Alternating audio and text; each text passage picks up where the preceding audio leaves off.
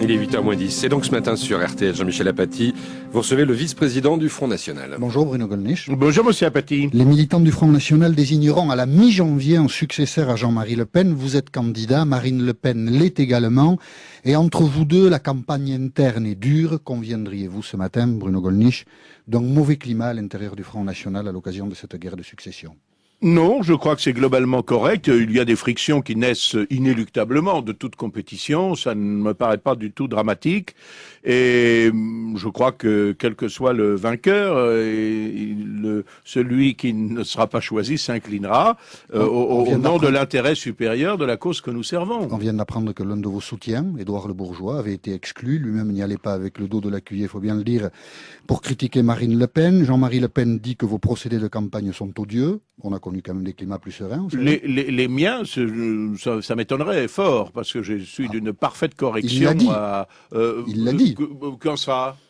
Il me l'a pas dit à moi, en tout cas. Je l'ai vu il y a 2 jours, il m'a rien dit de tel. Il vous a rien dit. Alors, écoutez... Vous m'étonnez fort. Je l'ai vu il y a 2 jours et l'entretien a été assez cordial. Bon, papier du Figaro, Guillaume Perrault. Jean-Marie Le Pen se dit choqué par des procédés odieux et des manières dolosives de votre camp. Il dit... de mon camp, oui, non, mais ça, moi, je ne suis pas, camp vous engage. non, absolument pas. Ah bon, votre camp vous engage pas. Non, il y a des milliers de gens qui soutiennent ma candidature. Moi, je suis responsable, par exemple, de ce qui est publié sur mon site gollnisch.com. Je suis responsable de mes propos. Mes propos, mon site, sont parfaitement corrects à l'égard de Marine Le Pen. Et Jean-Marie Le Pen, d'ailleurs, ne l'a pas contesté. Jean-Marie Le Pen, 15 octobre. Si Bruno Gollnisch était élu, ce serait un choc très grave pour le Front National. Je ne le pense pas, au contraire. Je crois que, il faut que nous ayons quelques motifs de divergence à l'égard d'un homme exceptionnel auquel je conserve mon estime et mon affection. Il vous l'a pas dit il y a 2 jours? Mais non, il me l'a pas dit. Il vous dit pas tout. Il me dit pas tout, oui, c'est vrai. Tout ceci n'est pas très grave. Qu'est-ce qui vous différencie de Marine Le Pen? Eh bien, il faudrait le demander d'abord à Marine, puisque son ascension s'est faite sur le thème de la modernisation, de la dédiabolisation, de la déringardisation, et je ne sais toujours pas très bien en quoi ça consiste. Moi, je crois avoir manifesté une solidité, une résistance à ce qu'il est convenu d'appeler le politiquement correct, qui est en fait le politiquement dominant. C'est quoi le politiquement correct? Le politiquement correct, c'est le discours dominant, par exemple, qui voudrait que, par exemple, parce que les Français auraient ruiné le tiers-monde lors de la colonisation, ils doivent accepter tous les flux migratoires chez eux, par exemple, qui voudrait que, au nom de la réconciliation européenne, nous abdiquions notre indépendance nationale, par exemple, qui voudrait que quiconque défend la famille traditionnelle se rend automatiquement coupable d'homophobie, comme c'est arrivé au député Van Est. Qui voudrait je peux continuer comme ça longtemps, monsieur Apathy. Dire que l'extermination des Juifs pendant la Deuxième Guerre mondiale, ce n'est pas un point de détail, c'est politiquement correct? Eh bien, justement, le politiquement correct interdit tout discours en vertu d'une loi communiste, ce qui a suscité, y compris, des protestations au Parlement russe en faveur de Jean-Marie Le Pen ou de moi-même. Et c'est ça qui a fait que Jean-Marie Le Pen Attendez, monsieur Apathy, si vous faites les questions et les réponses... Laissez-moi vous répondre. Je vous réponds. J'écoute vos questions avec beaucoup d'attention. Effectivement, il est interdit, au nom de la loi Guesso, d'une loi communiste, ce qui est un comble alors que les communistes étaient les alliés des Allemands au début de la guerre, de discuter librement de l'histoire contemporaine. Il est interdit, au nom de la loi Pleven, de parler de l'immigration pour autre chose que pour en dire du bien. Et il est interdit, au nom de la loi Perben, comme l'a appris le député UMP Van Est à ses dépens, avant que d'être blanchi avec éclat comme moi par la Cour de cassation, notre juridiction suprême, il est interdit de défendre la famille traditionnelle. Je trouve qu'il y a des lois liberticides. Et votre différence avec Marine Le Pen, c'est qu'elle sacrifie au politiquement correct, c'est ça?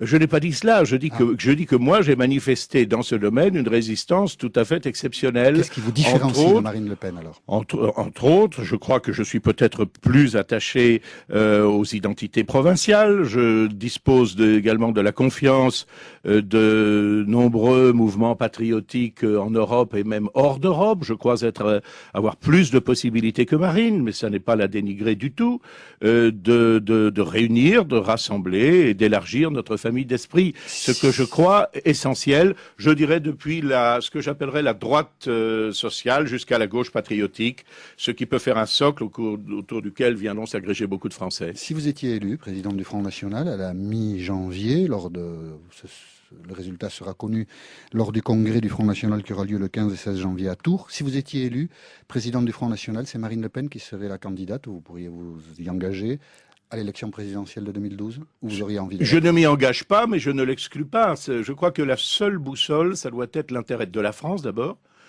et puis celui, évidemment, de la cause que nous servons et de notre formation politique. S'il s'avérait que Marine Le Pen puisse recueillir davantage de suffrages et aussi exercer la fonction, parce que c'est pas seulement le tout d'être candidat, mieux que moi, je ne considérerais pas du tout comme déshonorant de présenter sa candidature dans cette échéance si importante. Si je suis pour le moment... Si vous étiez élu, vous, président du Front National, oui, vous n'excluriez pas d'être candidat à l'élection présidentielle? Je ne l'exclus pas, mais je ne confonds pas les échéances. Pour le moment, je suis candidat à la présidence du Front National, auprès de ces gens que je crois tout à fait admirables, injustement diabolisés, privés de représentation au Parlement, ce qui est un véritable scandale. Voilà, c'est auprès d'eux pour le moment que je fais campagne. Ce sont les militants du Front National qui choisiront, ils le feront par correspondance. Combien de militants votent pour cette élection, Bruno Gollnisch? Nous ne donnons pas habituellement les chiffres de nos adhérents, mais je pense que ça doit se situer autour d'une vingtaine de mille pour le moment. Malheureusement, beaucoup de gens ont adhéré une fois en pensant qu'ils adhéraient pour toute leur vie, et nos adhésions sont renouvelables. Donc nous le saurons au dernier moment, ayant mis chacun en mesure de se mettre à jour de sa cotisation. Il y a donc environ 20 000 militants au Front National aujourd'hui. Avez-vous vendu le paquebot, l'ancien siège du Front National à Saint-Cloud? Non, je ne suis pas en charge de ce dossier. Il n'est pas encore vendu. Il n'est pas encore vendu. Et c'est vrai que nous avons des difficultés financières, mais elles sont à notre honneur. C'est que nous n'avons jamais touché de prébande ni de l'argent de la corruption. Et nous honorons les engagements et nous honorons pas les seuls, nous non plus. Non, non, mais je n'ai pas dit que vous l'aviez fait. Le Front National. Ne prenez pas ça contre vous. Et de surcroît, c'est pas un exploit de pas avoir été corrompu, c'est ça? Non, si, dans la vie politique, si. Dans la vie politique, si. Il y a plus de gens qui ne sont pas corrompus que de gens qui sont corrompus. En ce qui concerne les formations politiques, certainement pas. Le Front National a-t-il été mal géré ces dernières années, Bruno Gollnisch? Le Front National a été bien géré, mais il doit faire face aux aléas de la vie politique. Et il honore les factures de ses créanciers. Ouais. Ça n'est pas le cas de tout le monde. Ouais, peut-être pas le cas de toutes les factures de créanciers non plus, si on a bien suivi. Non, pas du tout, non. Bon.